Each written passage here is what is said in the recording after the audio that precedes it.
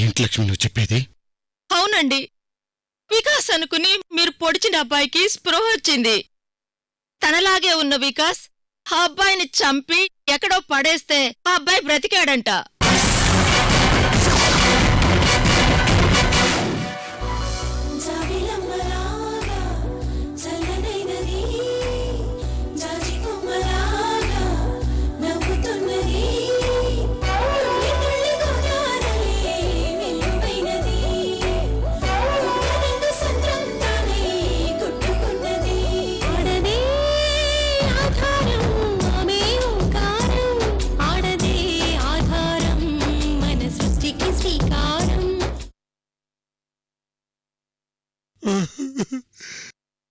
ఘోరాపరాధం చేశాను.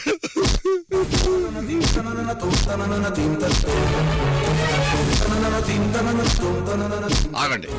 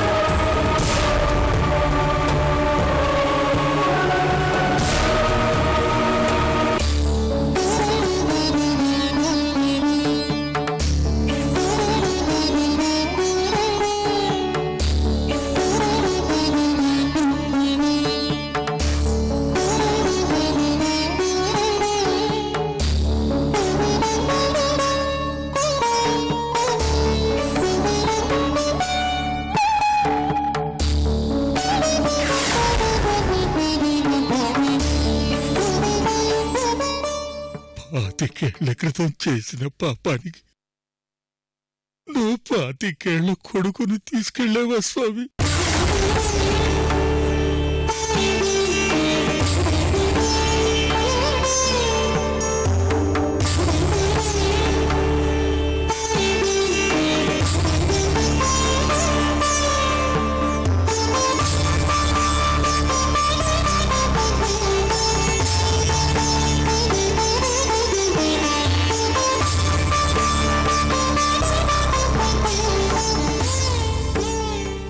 పాతికేళ్లుగానే కళ్యాణాన్ని ఆపినందుకు నా కొడుకు కళ్యాణాన్ని ఇలా ఆపేవా తండ్రి?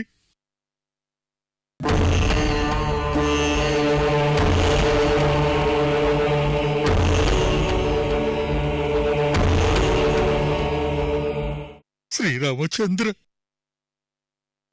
నేను నీ పట్ల చేసిన పాపానికి ఈరోజు పశ్చాత్తాపడుతున్నానయ్యా.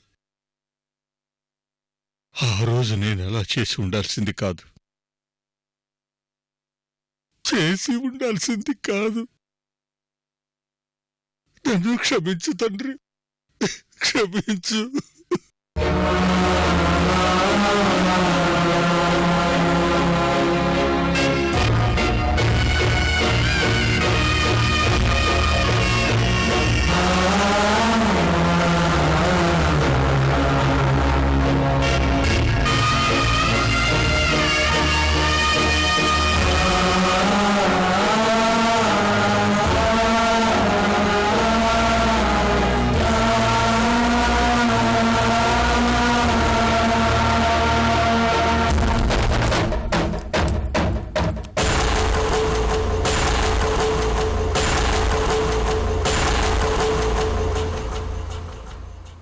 రుద్ర, ఈ పరిస్థితుల్లో నిన్ను చూడటం చాలా బాధగా ఉంది. పట్టడి పాపం నీదేనని అమృత నాతో ఇంతకు ముందే చెప్పింది.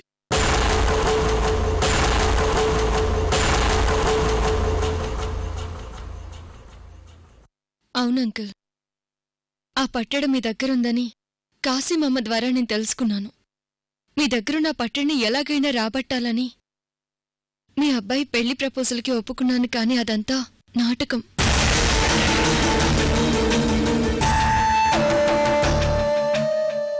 అవును రుద్రగారు, పట్టెడ వారసురాలైన అమృతని మీ కోడలుగా చేసుకోవాలనుకున్న మీ కుటిల ప్రయత్నం అమృత మాకు ముందే చెప్పింది.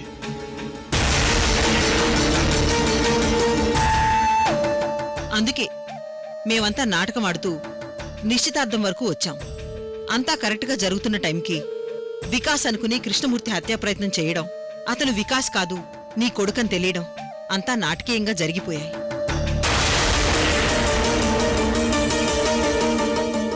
రుద్ర, కొడుకును పోగొట్టుకున్న తండ్రి పరిస్థితి ఎలా ఉంటుందో నేను అర్థం చేసుకోగలను. నువ్వు పశ్చాత్తాపడుతున్నట్టు అర్థమవుతూనే ఉంది.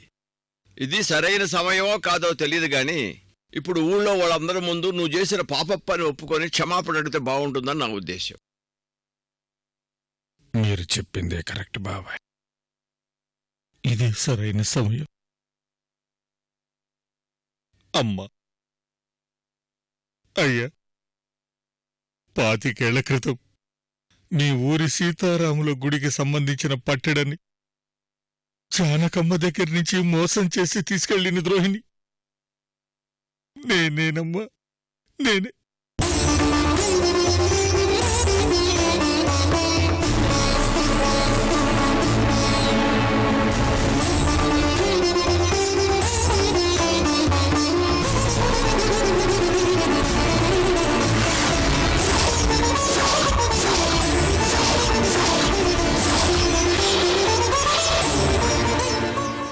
ఆ పట్టడి ఎక్కడుంటే అక్కడ లక్ష్మి తాండవం ఆడుతుందని తెలుసుకుని గొప్ప దానశీలి అయిన జానకమ్మని మోసం చేసి తన దగ్గర నుంచి పట్టడను తీసుకెళ్ళిన ద్రోహిని నేనేనమ్మా, నేనే.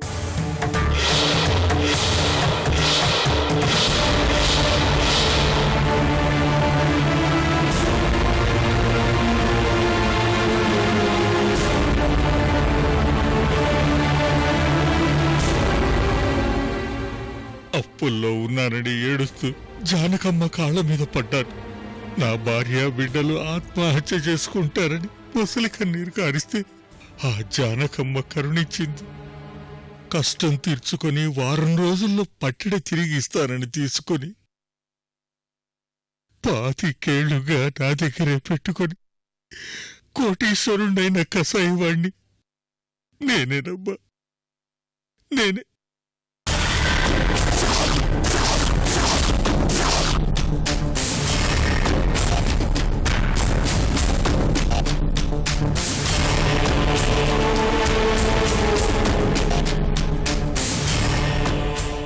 ఆ మహిమాన్వితమైన మీ ఊరి పట్టడం నా దగ్గరుంది. స్వార్థంతో నేను తీసుకెళ్లిన సీతమ్మ వారి పట్టడం నా దగ్గరే ఉంది. మీకు, మీ ఊరికి, ఆ సీతారాములకి నేను చేసిన పాపానికి మీ అందరికీ పేరు పేరున క్షమాపణలు అడుగుతున్నాను. నన్ను క్షమించండి అమ్మా, క్షమించండి, క్షమించండి, క్షమించండి.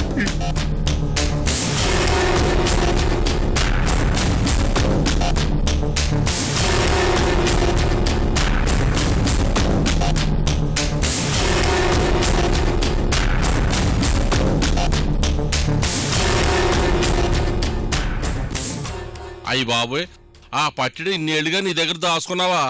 పాపం జానకమ్మ ఆ నిజం చెప్పలేక ఎంత క్షోభ అనిపించిందో. శివరాఖరికి అనాథగా చచ్చిపోయింది కదయ్యా.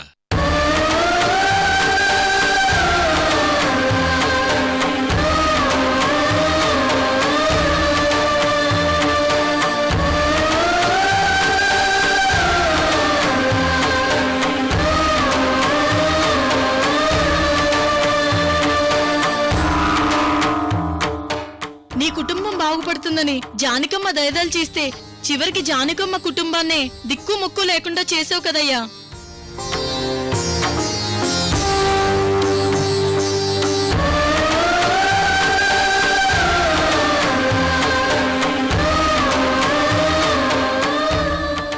జానకమ్మ మనవరాలు తిరిగొచ్చింది కాబట్టి ఈ పట్టెడు గురించి మా ముందు ఒప్పుకుంటున్నాం. లేకపోతే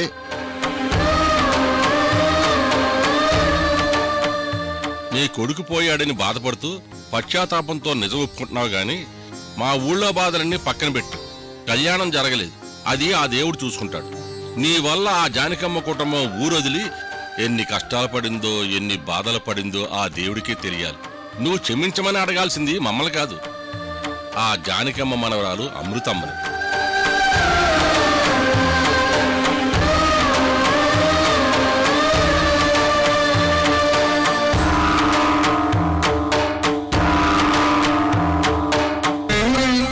అమ్మ అమృత, మీ నాయనమ్మకు చేసిన నమ్మక ద్రోహానికి, నీ కుటుంబానికి నేను చేసిన అన్యాయానికి నన్ను క్షమించు తల్లి.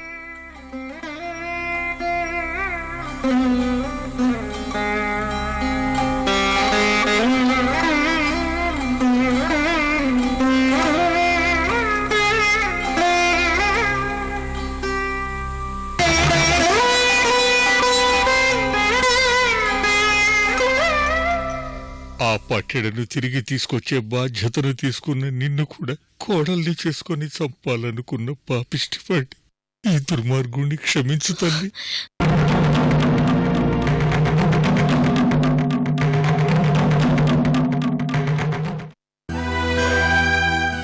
వద్దంకుల్, మీరు నా కాళ్ళు పట్టుకోవడం వల్ల నా కుటుంబం పోగొట్టుకున్న వాటిని మేము తిరిగి పొందలేము.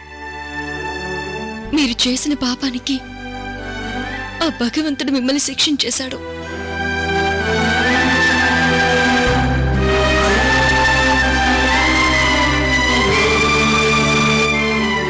ఊరి వారందరి ముందు చేసిన పాపాన్ని ఒప్పుకున్నారు. ఇంతటితో చాలు. మీరు పెద్దవారు, మీరు నా కాళ్ళు పట్టుకోవాల్సిన అవసరం లేదు.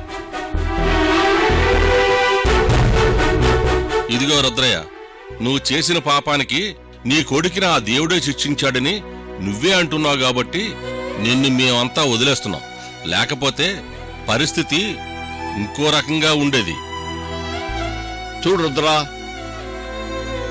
ఆ పట్టడి తీసుకొచ్చి ఊళ్ళో అందరి ముందు జానకమ్మ మనవరాలు అమృతకు అప్పగించు.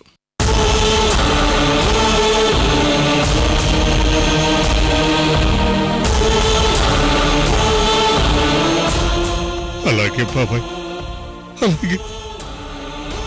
పట్టెడ తీసుకొచ్చి మీకు అప్పచెప్తాను. చేసిన తప్పుని సరిదిద్దుకుంటాను. కనీసం అప్పుడన్నా నా కొడుకు ఆత్మ శాంతిస్తుంది.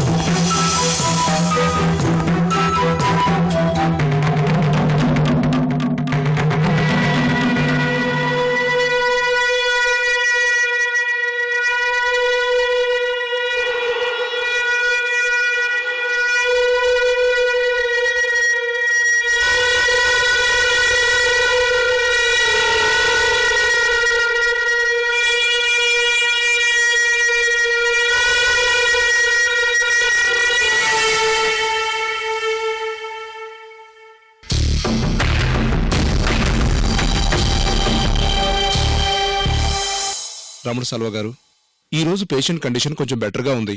మరో 24 గంటల్లో స్పృహలోకి రావచ్చు. డాక్టర్, నా కూతురు సృహలోకి రావాలి. తనతో నేను మాట్లాడాలి. తను నన్ను డాడీ అని పిలవాలి. అంతవరకు ఫోకస్ చెప్పకండి, వెళ్ళండి. ఓకే.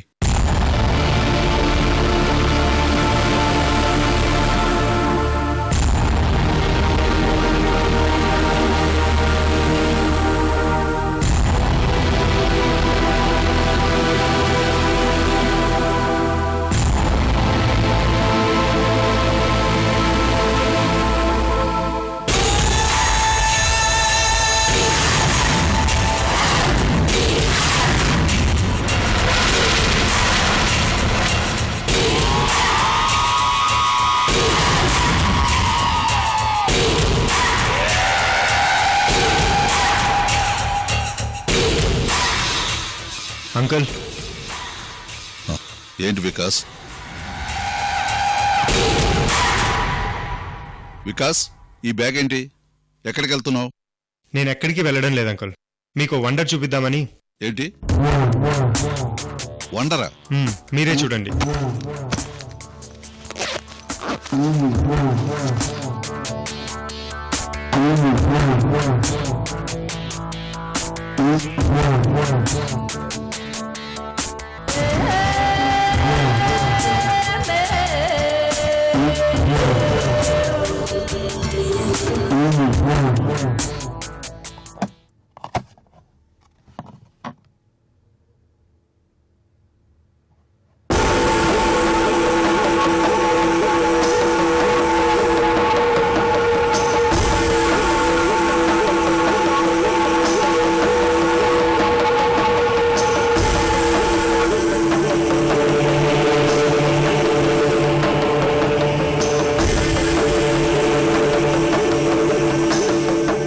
వికాస్, ఏంటిది? బంగారు నగ? ఒట్టి బంగారు నాకు కాదు అంకుల్. కోర్టు విలువ చేసే అదృష్ట దేవత బొబ్బర్లంక సీతమ్మ వారి బంగారు పట్టెడ.